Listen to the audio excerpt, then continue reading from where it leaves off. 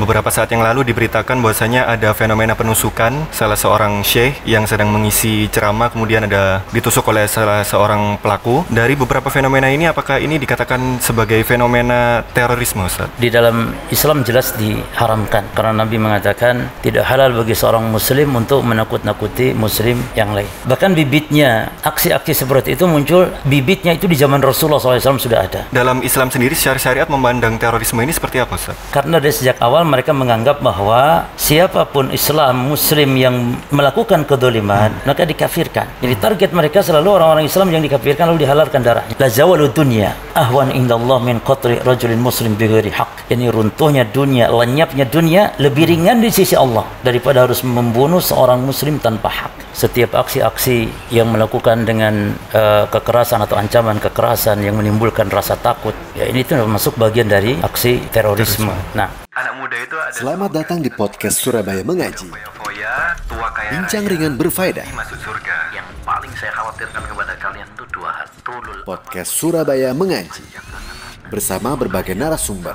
Yang kedua adalah mengikuti hawa nafsu. Podcast Surabaya Mengaji. Bismillahirrahmanirrahim. Assalamualaikum warahmatullahi wabarakatuh. Alhamdulillah, wassalatu wassalamu ala rasulillah. Para pendengar sekalian dimanapun Anda berada, dan para yang menyimak video podcast kali ini, kita kembali lagi di podcast Surabaya Mengaji, yang mana di podcast ini kita membicarakan berkaitan dengan topik-topik agama yang dibahas secara santai, menarik, dan juga intensif tentunya bersama narasumber yang bergantian di tiap episodenya. Dan kali ini kita berada di suasana baru lagi, yaitu di suasana outdoor, yang mana di sini kali ini kita berada di restoran Mama Chai Deli, tepatnya di Jalan Untung Suropati nomor 84. Dan di narasumber kali ini yaitu kita kedatangan guru kita, Al-Ustadz Abu Ghazi As-Sundawi. Kita sapa terlebih dahulu beliaunya. Assalamualaikum, Ustadz. Waalaikumsalam warahmatullahi wabarakatuh. Apa kabar, Ustadz? Khair, alhamdulillah. Alhamdulillah. Ya. Kita bicara masalah topik yang sedang hangat, Ustadz. Beberapa saat yang lalu diberitakan bahwasanya ada fenomena penusukan salah seorang syekh yang sedang mengisi ceramah, kemudian ada ditusuk oleh salah seorang pelaku, yang mana itu merupakan sebuah fenomena yang mengejutkan juga bagi masyarakat Indonesia. Dan juga ada juga beberapa fenomena di kolom komentar Instagram live Ustadz kita yang sedang berceramah. Itu juga ada sebuah ancaman, yaitu ancaman pembunuhan, Ustaz, terkait seperti aku akan membunuh Ustaz ini dan seterusnya. Nah, dari beberapa fenomena ini, apakah ini dikatakan sebagai fenomena terorisme, Ustaz? Baik. Bismillah, alhamdulillah, wassalatu wassalamu ala rasulillah wa ala alihi wa ashabihi wa man wala amma ba'd. Terkait fenomena yang kemarin terjadi, pembunuhan atau rencana pembunuhan, walaupun itu gagal ya, maka apakah ini bagian daripada aksi terorisme? Maka kita katakan secara umum setiap aksi-aksi yang melakukan dengan kekerasan atau ancaman kekerasan yang menimbulkan rasa takut, ya ini itu masuk bagian dari aksi terorisme. Nah, dan dalam mensikapi terorisme ini di dalam Islam jelas diharamkan, karena Nabi mengatakan la yahilu lil muslim an yurawi'a muslima. Tidak halal bagi seorang muslim untuk menakut-nakuti muslim yang lain. Nah, dan nanti akan kita lihat ya, apakah ini bagian dari kelompok-kelompok tertentu, maka ini kita serahkan kepada pihak yang berwajib. Namun yang jelas di dalam Islam ada sikap-sikap gulu berlebihan, yakni membunuh itu bagian daripada ibadah, ini juga ada. Ya, seperti itu. Yang jelas dia bagian dari aksi kekerasan, dan ini bagian dari terorisme, dan itu sangat dikecam dalam Islam. Nah, aksi pembunuhan atau rencana pembunuhan. Nah, dari rencana sampai pembunuhannya termasuk aksi terorisme, Ustaz, ya? Nah, namun dalam Islam sendiri secara syariat memandang terorisme ini seperti apa, Ustaz? Baik. Jadi sikap manusia di dalam memahami terorisme ini terbagi tiga ya. Yang pertama, golongan atau kaum dari orang-orang kufar, musuh-musuh Islam, yang mereka salah dalam memahami terorisme, di mana terorisme menurut mereka adalah orang-orang Islam, para dai-dai Islam dan yang semisal. Ya. Kemudian dari balik kaum muslimin sendiri ada yang memandang ya aksi-aksi terorisme itu ditujukan dengan pemahaman yang salah, jadi tidak ada tidak ada terorisme kecuali hanya untuk berperang dengan orang-orang kafir saja. Maka ini juga keliru. Maka yang benar adalah memandang terorisme bisa jadi dari pihak orang-orang kufar yang salah, juga bisa dari sebagian kecil kelompok kaum muslimin yang melakukan aksi terorisme, namun mereka menganggap itu sebuah kebaikan, sebuah jihad dan yang misalnya. Ada di sisi itu. Maka tergantung peninjauannya. Kalau terorisme dalam arti ketika berperang dengan orang-orang kufar, maka wajib kita untuk menanamkan rasa takut kepada musuh. Namun ketika salah jalan, maka Islam melihat dari sisi mana terorisme, dari sisi yang salah ya bisa salah. Seperti ada kelompok-kelompok yang mengatasnamakan terorisme dengan jihad misalnya. Ini jelas kekeliruan. Nah, ya. Dan dari bicara masalah sejarah sendiri, Ustaz, sejarah terorisme ini awalnya bagaimana, Ustaz? Untuk muncul sebuah pemikiran memberontak atau membunuh terorisme ini muncul dari mana, Ustaz? Taib. Dari sisi kaum muslimin sendiri, itu ada muncul di awal-awal, bahkan di antara kelompok Islam yang paling pertama muncul adalah keyakinan dalam hal mengkafirkan saudaranya. Sebenarnya dari sana bermula. Bahkan bibitnya aksi-aksi seperti itu muncul, bibitnya itu di zaman Rasulullah SAW sudah ada. Itu bagaimana kisah ketika Nabi SAW membagi-bagikan harta rampasan peperangan, namun Nabi memberikan banyak harta rampasan atau harta kepada segelintir orang yang dia adalah dalam rangka hikmah untuk supaya menguatkan imannya yang baru masuk Islam. Nah, lalu ada orang yang protes, tidak setuju. Jadi Nabi saya diprotes. Dia mengatakan kepada Nabi SAW, ya Muhammad i'dil, wahai Muhammad bersikap adil engkau. Lalu Nabi tentu marah pada Nabi marah, kemudian Nabi mengatakan, wahai hak man ya'dil in lam a'dil. Kata Nabi, siapa yang adil kalau aku sudah dianggap tidak adil? Nah, inilah yang dimaksud, dia bibitnya yang dia bernama Dzulhuwaisirah. Kemudian Umar marah saat itu, dan ya Rasulullah adribu unuka hadzal munafik, ya Rasul izinkan saya tak penggal lehernya orang ini, kata Umar. Kata Nabi, biarkan, karena muncul dari sulbi dia ini nanti muncul kaum yang akan, nah Nabi sebutkan sifat-sifatnya. Yang Nabi sebutkan sifat-sifatnya kaum tersebut, yang ini masuk dengan kaum Khawarij. Nah, jadi bibitnya itu adalah dari kaum Khawarij, yang dimana mereka kesesatan di awal itu adalah karena mengkafirkan saudaranya. Dari awalnya pengkafiran, akhirnya penghalalan darah, dan akhirnya melakukan aksi-aksi teror seperti itu. Hatta kepada orang-orang Islam. Nabi mengatakan sifat mereka, yaqtuluna ahlal Islam wa yad'una ahlal awthan. Mereka membunuh orang-orang Islam, mereka biarkan para penyembah berhala. Jadi target mereka selalu orang-orang Islam yang dikafirkan lalu dihalalkan darahnya. Nah, dari situ muncul pertama kalinya pemahaman-pemahaman radikal kalau dalam agama kita, dalam kelompok kita. Ya. Nah, termasuk sikap memberontak itu juga cikal bakal terorisme atau bagaimana, Ustaz? Nah, mereka kenapa memberontak? Karena dari sejak awal mereka menganggap bahwa siapapun Islam, Muslim yang melakukan kedzaliman, maka dikafirkan. Termasuk pemerintah, penguasa yang tidak berhukum dengan hukum Islam, hukum Allah, maka itu pun termasuk masuk bagian yang dikafirkan oleh mereka. Sehingga kenapa mereka menghalalkan memberontak? Dan juga dalam prinsip agama mereka, seperti kaum Mu'tazilah misalnya, sebuah kelompok sesat, mereka menyatakan amar ma'ruf nahi munkar itu prinsip agama. Yang dimaksud amar ma'ruf nahi munkar menurut mereka adalah menjatuhkan atau melengsarkan, memberontak kepada penguasa yang zalim, bahkan sampai menghalalkan darahnya. Nah, jadi antara kelompok Khawarij, kelompok Mu'tazilah ini, yang ini termasuk di antara firqah-firqah Islam. Disitulah termasuk jadi bagian dari pemberontakan yang dianggap sebagai sebuah kebaikan oleh mereka. Nah, dan itu bagian dari terorisme sebenarnya. Bagian terorisme, yang cikal bakalnya. Dan kembali ke fenomena ancaman pembunuhan tadi, hampir bahkan yang waktu penusukan itu terluka di bagian lengan ya, Ustaz ya. Dosa pembunuhan sendiri itu bagaimana, Ustaz, dalam Islam? Ya, jelas ya. Nah, jelas sekali bahwa Allah dalam Al-Quran mengancam dengan ancaman yang sangat berat.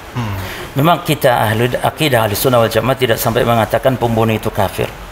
Namun siksa yang didapatkan atau ancaman yang sangat berat.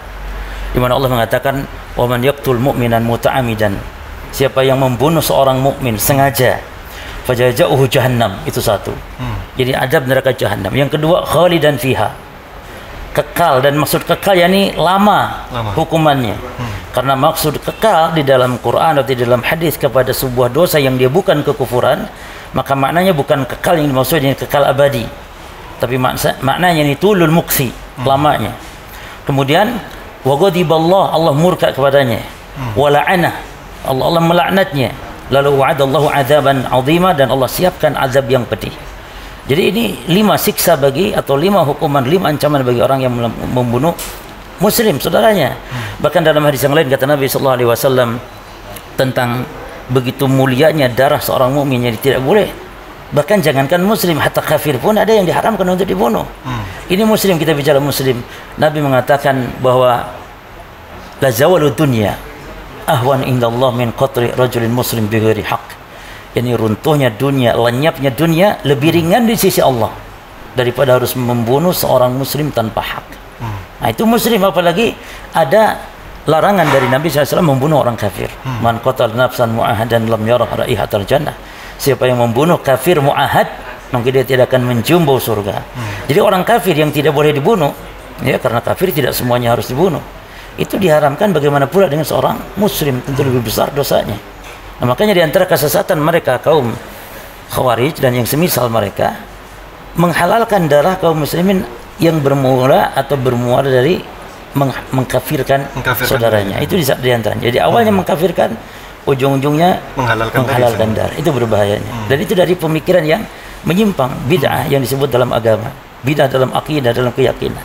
Nah, jadi memang baik untuk membunuh muslim maupun kafir yang memang tidak dihalalkan untuk dibunuh, dosanya besar sekali. Dosa besar, dan itu bagian tetap dari terorisme. Iya kan?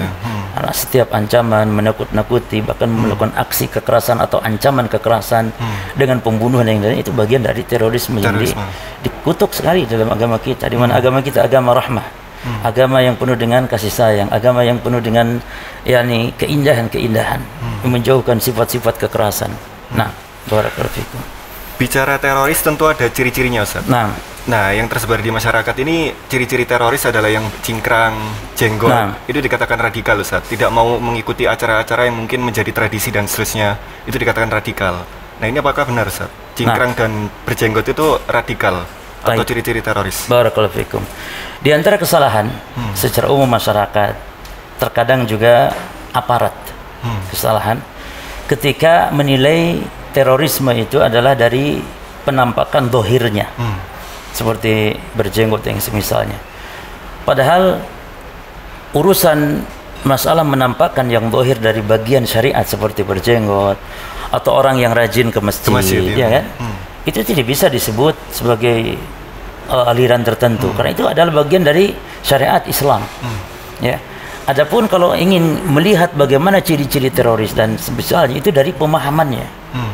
Jadi kalau ingin tahu kita teroris, harus kita tanya, berdialog. Ya, bagaimana sikap dia kepada pemerintah, bagaimana sikap dia di dalam memahami misalnya kaum muslimin yang berbuat kesalahan, berbuat dosa, bagaimana dalam amar ma'ruf nahi munkar. Jadi harus diuji dengan akidah yang sahih sebagai barometer. Jadi kalau ada penyimpangan dalam poin-poin yang dia adalah akidahnya orang-orang Khawarij, di antara cirinya adalah dia mengkafirkan saudaranya yang terjatuh kepada dosa, kemudian menghalalkan darah yang di luar golongannya, apalagi mungkin yang tidak berbaiat kepada imamnya. Itu bagian dari ciri-ciri Khawarij. Jadi ciri Khawarij memang tidak satu tapi banyak, cuman yang paling menonjol tentang masalah dalam konsep iman, dalam konsep hal takfir, pengkafiran yang dia pengkafiran itu tidak seperti akidah yang benar, akidah ahli sunnah. Di mana ahli sunnah pengkafiran harus bersyarat. Kalau teroris tidak, kalau orang-orang Khawarij tidak. Dia setiap orang yang melakukan ini kafir. Kalau ada ancaman dari Al-Quran kafir, maka disebut kafir besar, keluar dari Islam. Seperti misalnya ada ancaman-ancaman dalam Al-Quran seperti membunuh. Allah menyebut dalam Quran tadi, "Wa man yaqtul mu'minan muta'ammidan fajazauhu jahannam khalidan fiha." Dipahami oleh orang Khawarij ayat ini adalah bahwa pembunuh itu kekal di neraka, maka pembunuh adalah kafir. Oleh karena itu mereka penyimpangannya adalah dari sisi keyakinan. Jadi bukan masalah zahir, karena orang-orang Khawarij dan siapapun dia dari kalangan ahli bid'ah ataupun dia orang-orang yang ahli sunnah yang benar, sepakat ke masjid hukumnya wajib, sepakat bahwa jenggot adalah syariat. Jadi bukan dari situ. Atau mungkin wanita yang bercadar, ya, atau wanita yang menggunakan hijab atau yang menutup aurat dengan benar. Itu beberapa kita hampir seluruh kaum muslimin sepakat.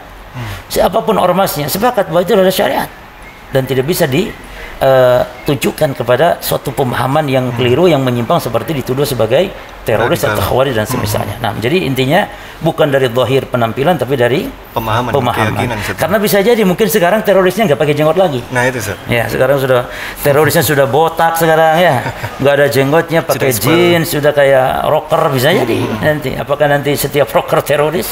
Nah, barakallahu fikum. Baik.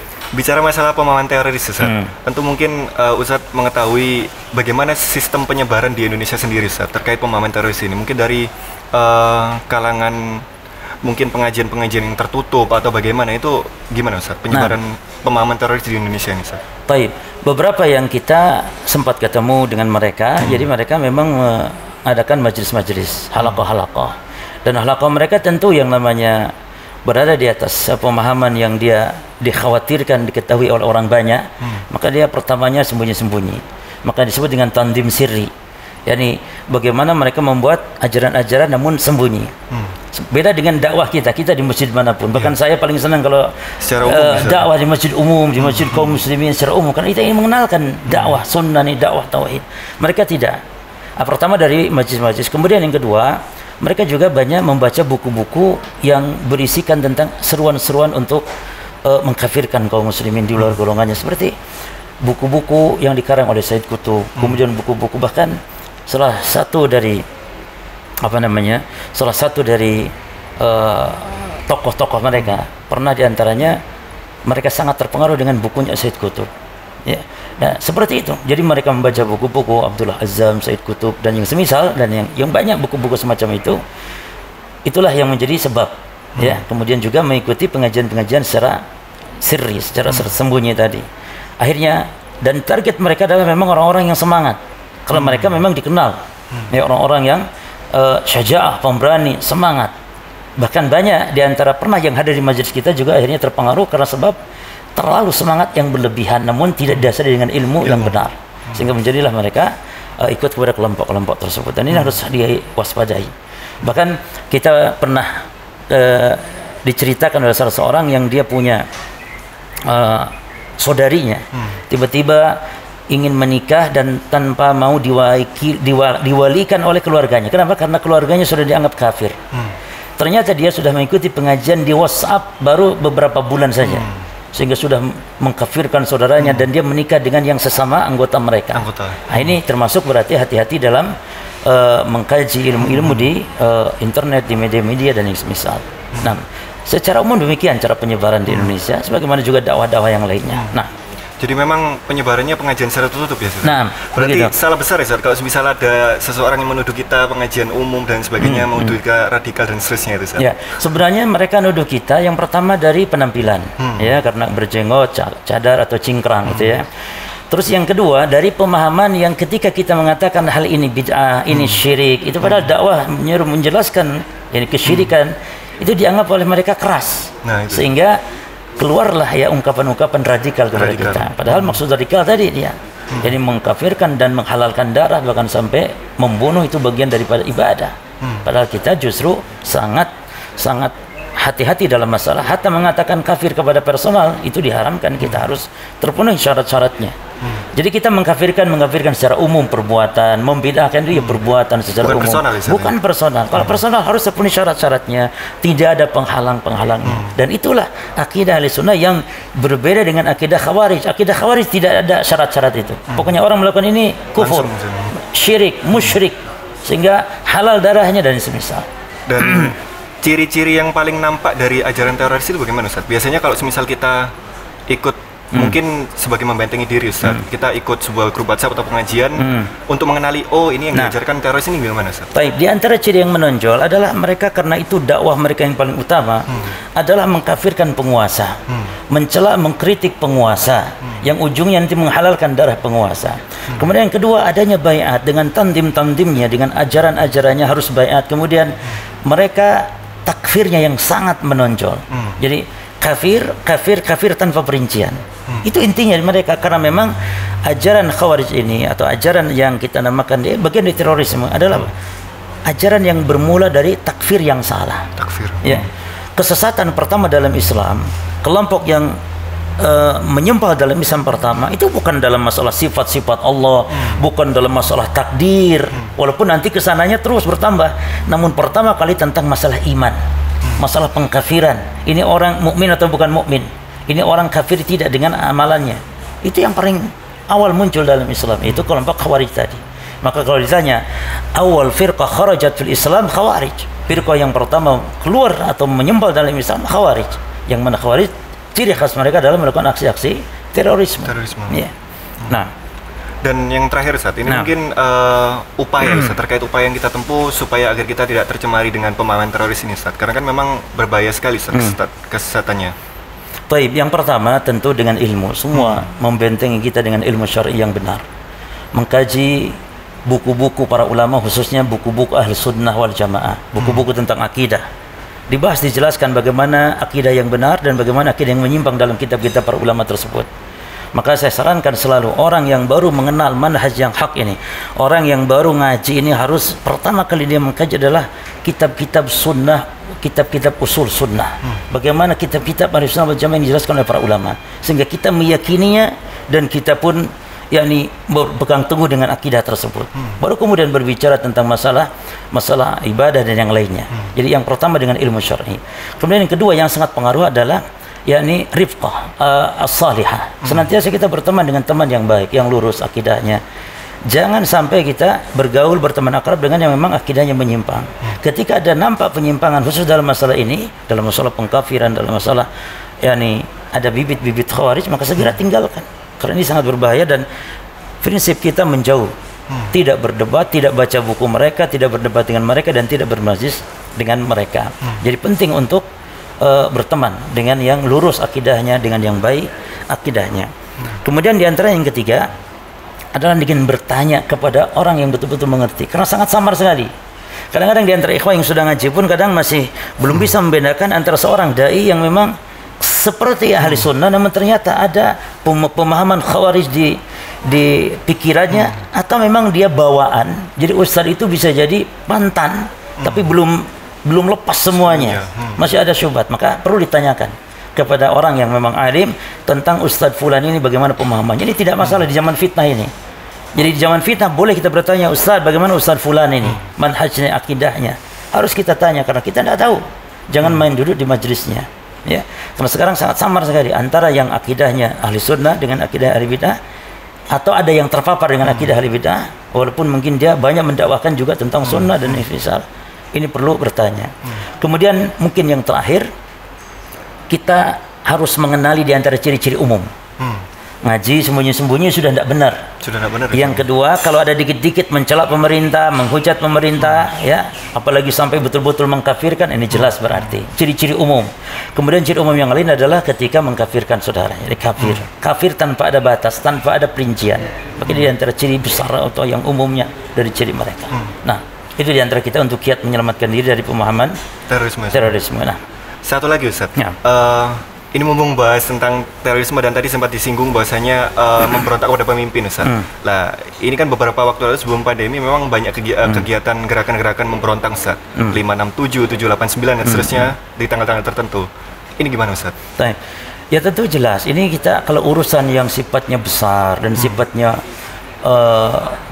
keumatan, bukan sifat golongan tertentu, tapi ini menyebar manusia, kita harus berpijak dengan pedoman dari para ulama. Para ulama tetap melarang untuk melakukan aksi-aksi turun ke jalan atau aksi-aksi dengan apalagi merayakan dengan kode-kode semisalnya, tidak dibenarkan sekali.